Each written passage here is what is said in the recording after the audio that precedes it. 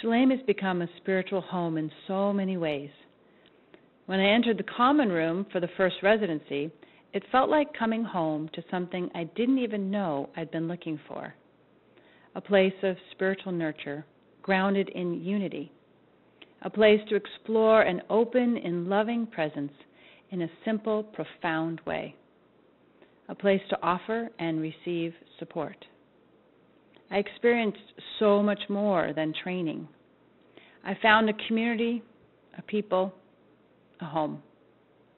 And I discovered my call broadened and expanded beyond my recognition. As a trained and experienced teacher, I greatly valued the distinction between teaching and facilitating. I really got the deep letting go and opening in love required in facilitating, contrasted with the holding and navigating nature of teaching that I'd practiced for a long time. The residencies helped bring the experience of letting go and opening in from abstract concepts to known essence.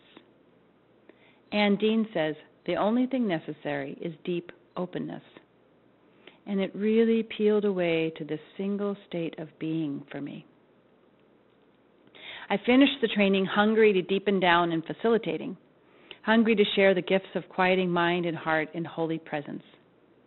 I had to really school my leadership with intention with my first few groups as I completed the transition from teaching style to contemplative offering. It felt like the effort and resulting tiredness that comes from working new muscles I'd only recently discovered were available.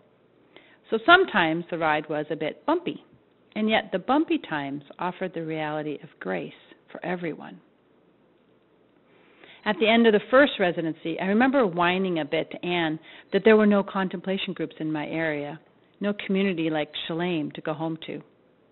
She offered her magnificent smile and glorious laugh and said, "Oh, you'll create one."